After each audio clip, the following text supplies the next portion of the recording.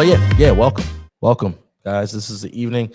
Technically, here's the thing: we were supposed to record tonight, and I think Darren forgot, which is just as well because I've been wanting to do this live for a little bit, just to get some feedback from you guys. If you think about our climate, climate and society, I want to check in. One, what's one word, guys? Give me one word you would use to describe society today. I don't care where you live, your society, your context. And I realized very quickly, I don't like hooking up with random men. I don't Do like any that. of you think that women are being harmed by hookup culture? Yes. Yeah. I agree. So you all agree at that, but then you say that no, you don't think you don't think women are being harmed by hookup culture? No. Okay. I think that's amazing, and a lot of people think that that's novel, and y'all church people are gonna have a heart attack. Monique is from Baltimore with me, so I believed in open marriage. I just forgot to tell my ex-wife about it, so it didn't go well.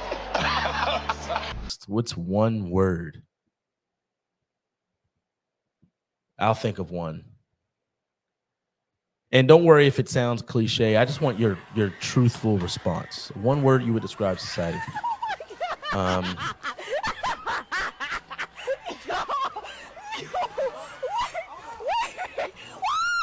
I don't know. Maybe misguided. I think that there are a lot of causes, a lot of things that people grasp at to either find hope, or there are some things that people grasp at in order to find an identity or find some type of belonging.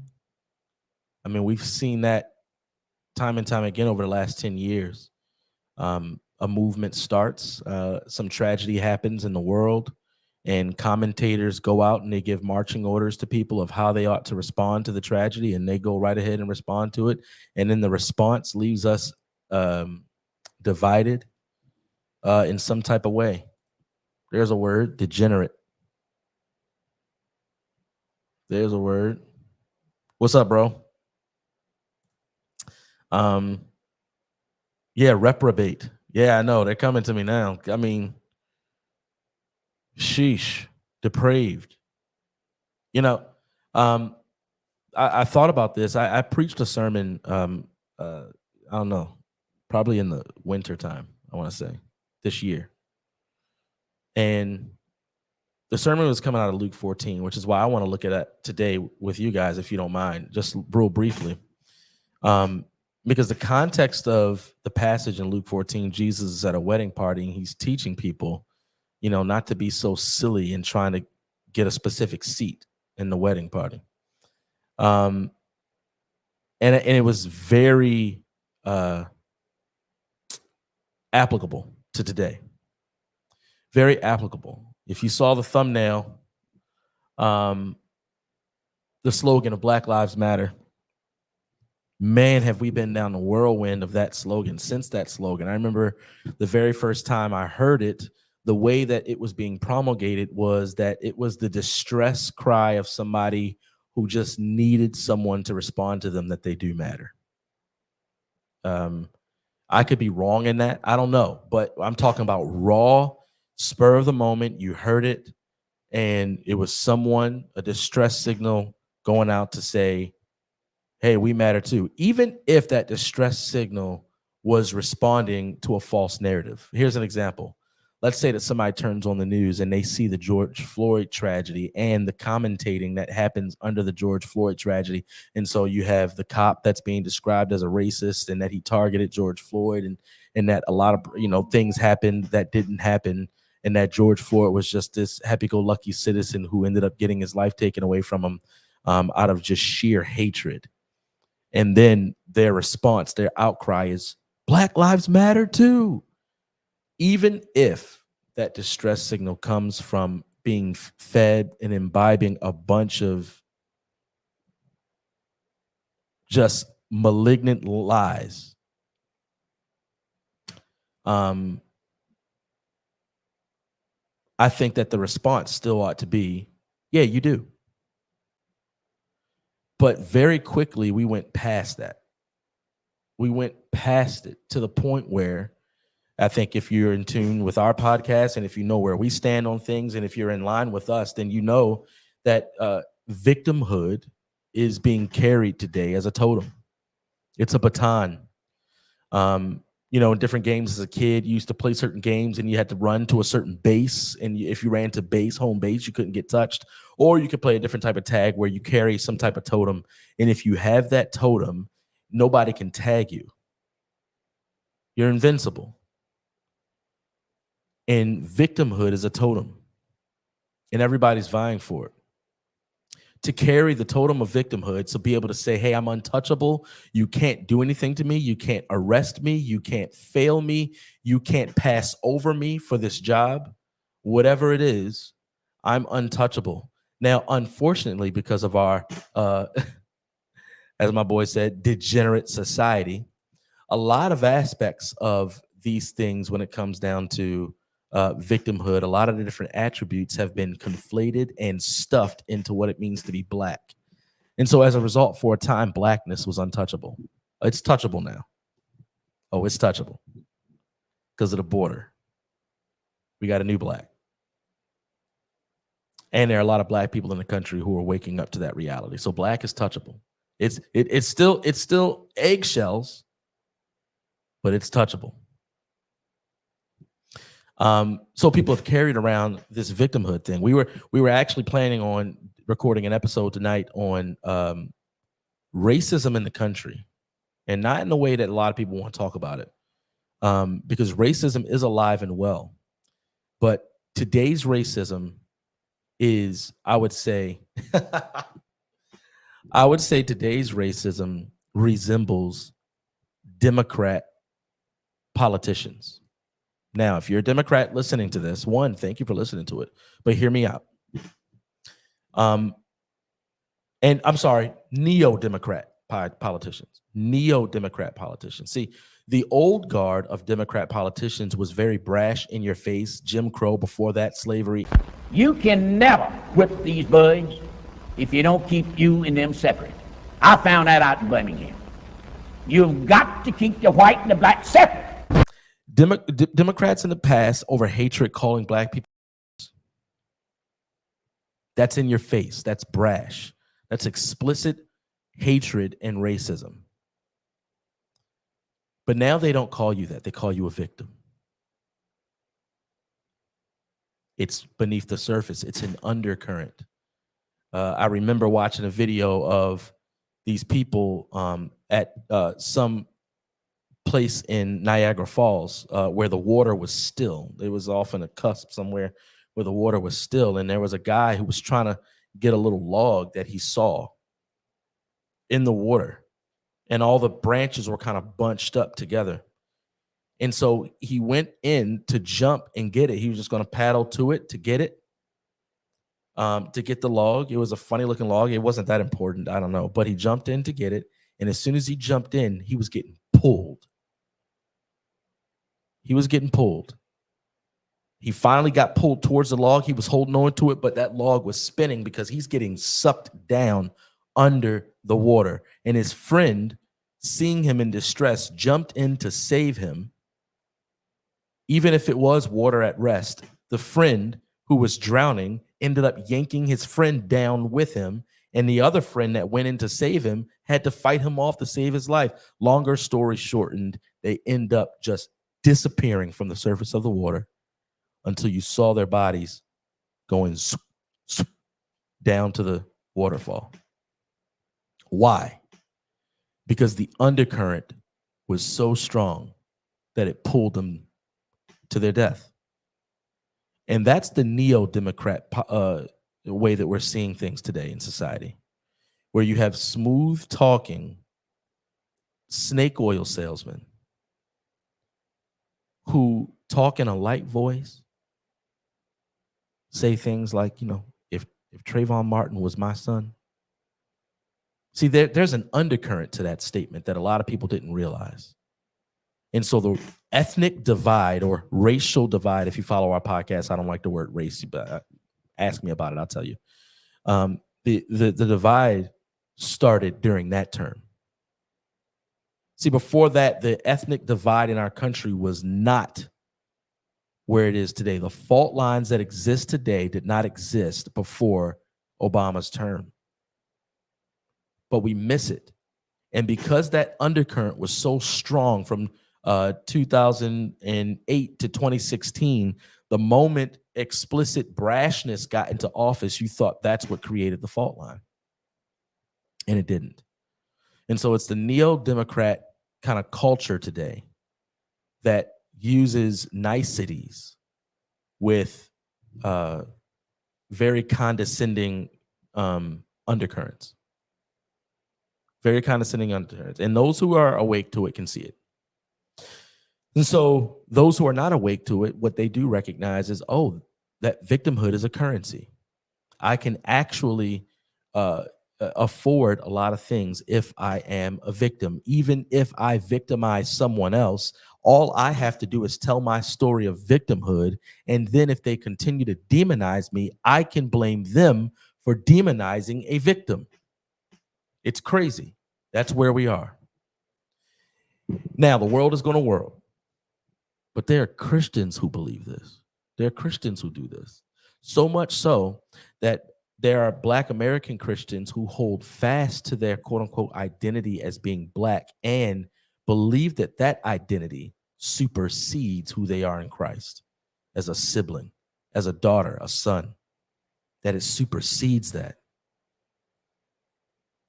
So much to the point where, because of the ethnic divide that was going on in the country, you had quote unquote Christians writing books telling Black Christians to leave white churches and do it loudly. Do it loudly. How dare these white bigots treat us this way? And I just want to ask, treat them how? Because you didn't hear about that stuff happening until the tragedies happened in the streets. What were y'all doing before George Floyd died? Before Trayvon Martin was killed? What was happening before then? Before Freddie Gray was killed? Which those officers were Black. Some of them my classmates or my sister's classmates in school. I'm from Baltimore. You get what I'm saying? And you have another narrative. You have tragedies that happen like Kyle Rittenhouse, which is just a one-off tragedy. And I say one-off because it doesn't fit the narrative. Kyle Rittenhouse, a white guy protecting people, and while protecting people, killed white people. I'm sorry to say that, and it sounds crass and flippant. I don't mean it that way. Lives were lost. It's tragic. But that was even used and carried as a totem in the media to the point where there were Black Americans thinking he killed Black people. They made videos and everything else thinking he killed Black people. Look, we talk about these things in our episodes. I want to stay the course here. So why do you think we've gotten to a point where Americans, Black, white, brown, yellow, whatever it is, they think that as long as you're carrying a totem, you can disregard every other principle Jesus has called us to live by? I'm talking to Christians now. Let's say you are a victim. Why do you think that then dismisses you from loving your enemy? Where did that come from? You have the call for Black Americans to leave white spaces. And the question that I have for the Christian, as far as leave white spaces being churches, what do you think your goal is? What's the goal? Is the goal like those terrible videos we've seen going across media, where internet and stuff, where you got a group of white Americans bending the knee and bowing down and asking for forgiveness from a group of Black Americans while they're weeping and sobbing? I can't be around it. Oh my goodness. But my question is, what is the end goal? Because the end goal for the Christian is dwelling in a kingdom where there is a king, and to whom that king deserves all glory and honor. Every eye will be on him. Every song of worship will be on him. Every thought dedicated to him as we dwell as brothers and sisters in the new earth, in the new heavens, together, enjoying him in all the fullness of him and satisfaction, and never actually, what's the word I'm looking for? Never coming to a point where we have been satisfied, but always hungering for him and always receiving from him. The mysteries of his goodness will never be exhausted. The mysteries of joy and pleasure will never be exhausted. We will dwell with a God who made up the idea of eating food and it tasting good. And he's eternal. That's who we'll dwell with. I say all that to say, what do you think it's going to be like in his kingdom? You're going to be leaving loud? See, because we as the church today, what we're doing is kingdom rehearsal. That's what we're doing, kingdom rehearsal. And you think that we're going to be leaving loud? You disagree with your brother and sister on firearms. You're going to be disagreeing with them and giving them the hand, slandering them. You're going to be scoffing at them. You're going to be telling people, shut up, who disagree with you in the kingdom. Here's a better question. You going to be in a clique of black people or a clique of white people or a clique of Asian people in the kingdom? You think that's how it's going to be? We need to be mindful of these stupid books that we're reading. That's derailing us from kingdom rehearsal. Why? Because the kingdom will be inherited by those who know and love the Lord. Why is that important? Because a primary fruit of knowing and loving the Lord is living like you know and love him. You can't claim to have allegiance and honor and love for the bridegroom and you hate his bride. You won't love her perfectly. I don't love the bride of Christ perfectly. But if someone were to ask me to slander her, to slander my siblings for being siblings, then I know that that's dishonoring to her husband, her groom. Yet we see that all across the country in this degeneracy. I appreciate that word. So I want to look at a couple of things. Let me see. What is the temperature of the country regarding quote unquote race relations, or how do you feel in the country? So let me give you an example answering for me, even though I don't meet the qualifications of the question, but I'll answer for me as a Black American. Because I want to leave it open-ended just to see however you respond. How I would respond to that as a Black American is to say, I don't feel unsafe for being Black. It's time that we actually hold our governments and our systems accountable for killing us, for creating environments where we can't be in our optimal health. I don't. So LeBron. I know people get tired of hearing me say it, but we are scared as Black people in America. Black men, Black women, Black kids, we are terrified. Because you don't know. You have no idea. You have no idea how that cop that day left the house. You don't know if he woke up on the good side of the bed. You don't know if he woke up on the wrong side of the bed. I don't feel that. I'm not even trying to just be an ideological contrarian. I'm genuinely, it is, what time is it? It's 10:30. I live in Maryland. I would gladly walk down the street and smoke a cigar and enjoy my evening. Now, depending on where I do that, I might have some extra weight with me because the realities of a fallen world. And then those realities get even heavier depending on the neighborhood I'm in and the demographic. But that has nothing to do with white people.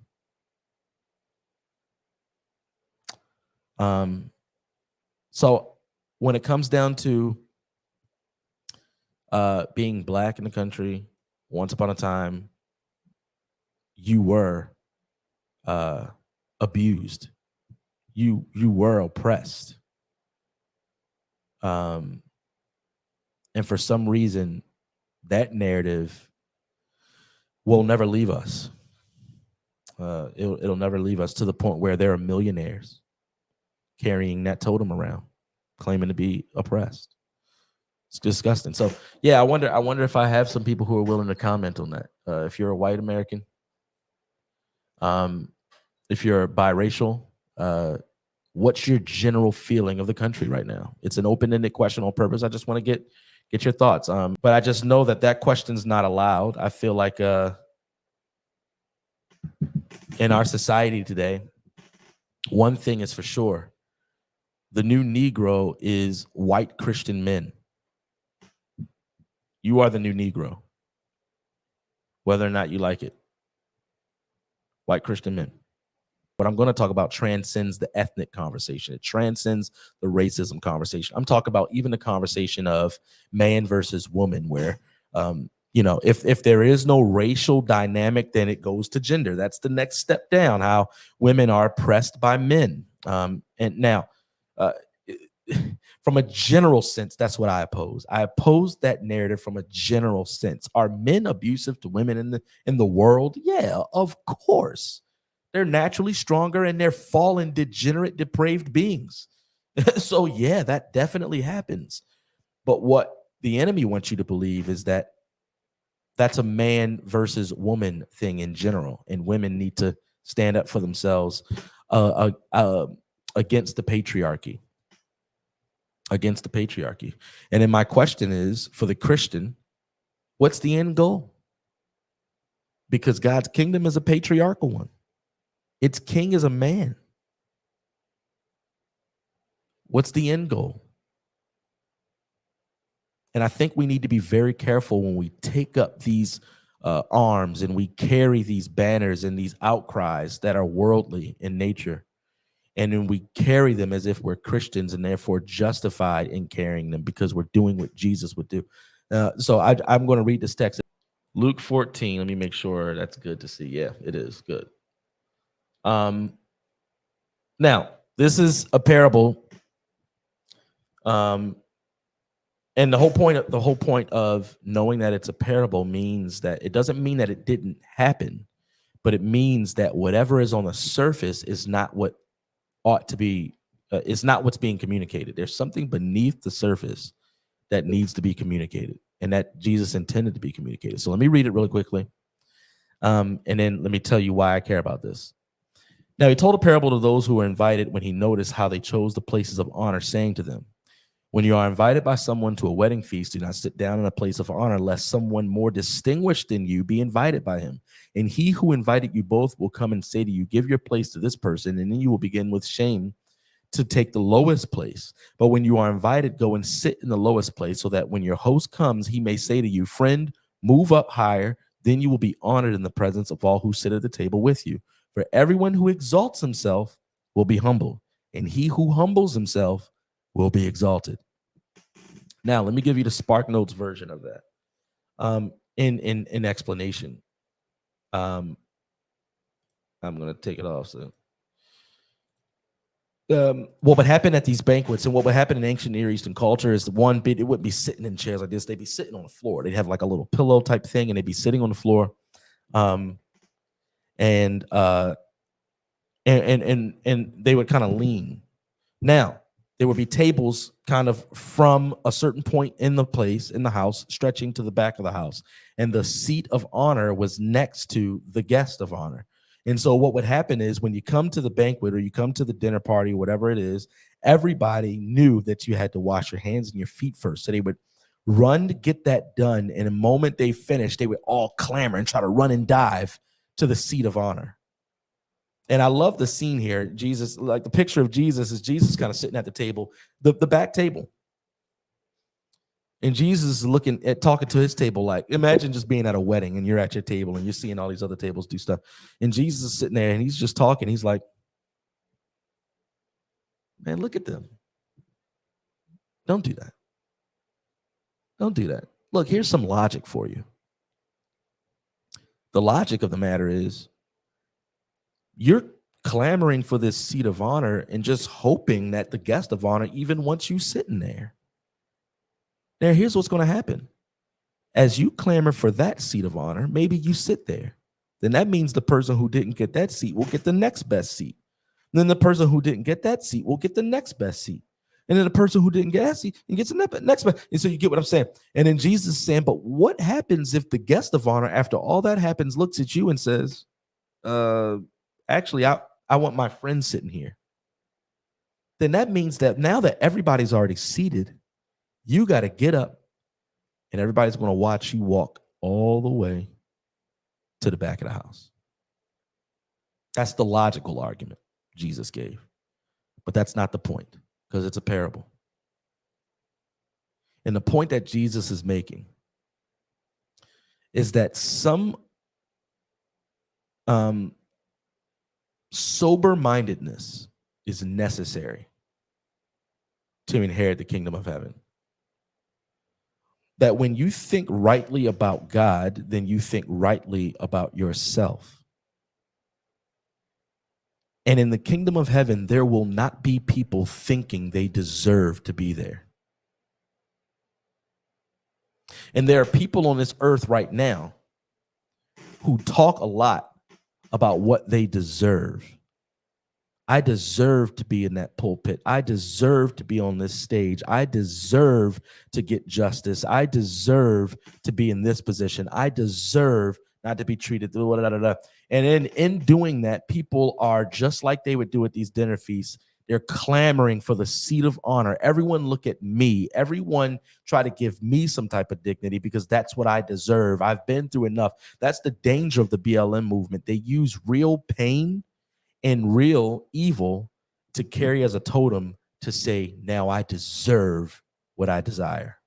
Whatever it is, whatever I desire, I deserve. And Jesus is saying that's a dangerous game, friend.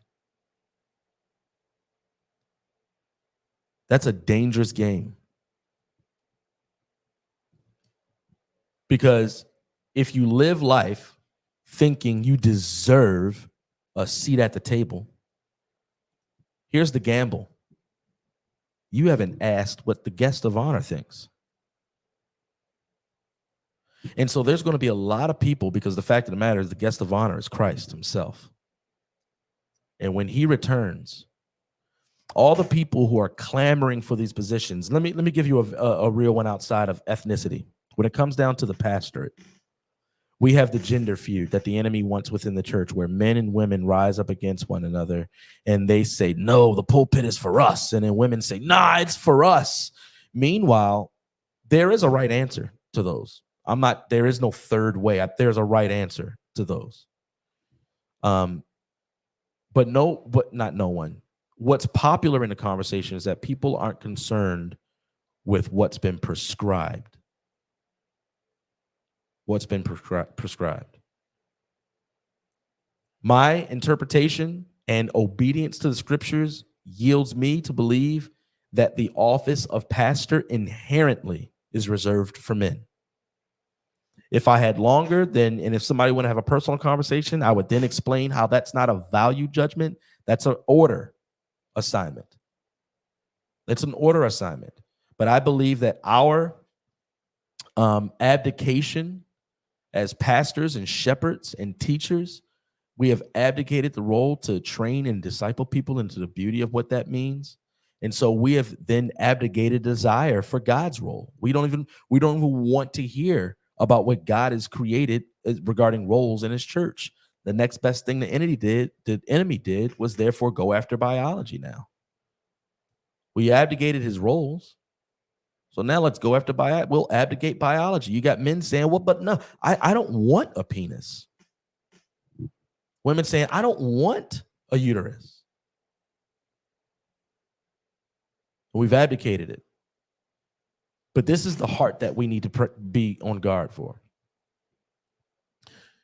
If there's a woman who is looking at Christ's church, and she says, I deserve to be on that platform. I have a gift of preaching. I love teaching the scriptures. I deserve to be there. And she fights daily, and she knows she's fighting a good fight because we're talking about preaching the word of God, and we're talking about the gospel and everything else. And she said, I deserve to be there. I deserve.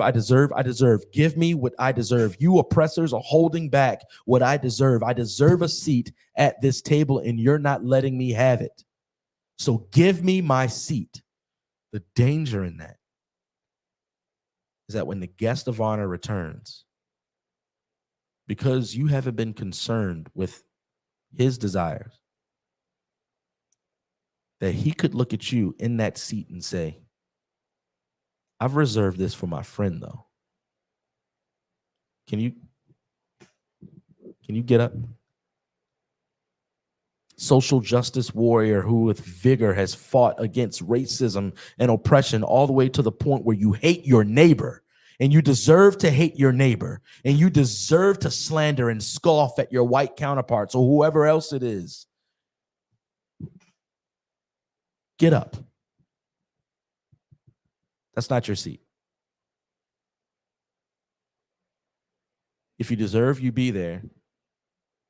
You weren't concerned with what I wanted. That's not your seat. And the only reason people would be clamoring for a seat at the table is because they were never listening to Jesus in the first place. He already told you that if you're last, you'll be in the seat. And believers of Christ don't need to clamor for seats of honor. They don't need to scratch and pull to have a seat of honor, because we have been exalted with him. We have been gifted every spiritual blessing in the heavens in him. It is much better that when the guest of honor returns, he finds you in the dungeon and he says, come up to my table. And the thing about being in the dungeon is only a humble person would be willingly sweeping a dungeon to the glory of God. So I don't care what your position is. I don't care what you feel you deserve. You need to be sober-minded in knowing that the one thing you do deserve is the wrath of God. And through Christ, it's been removed. So whatever you do in word or deed, do it all in the glory of God. Do it in the name of the Lord Jesus Christ, giving thanks to God the Father through him. And there are going to be frustrating things where people do take from you what you may have earned or what you on a surface deserve. But because what you truly deserve has been withheld from you, and that which you don't deserve has been granted to you in Christ, we can take the trouble that we experience in this world, even if it means going down to the dungeon and sweeping it. Because when the guest of honor returns, he saved you a seat.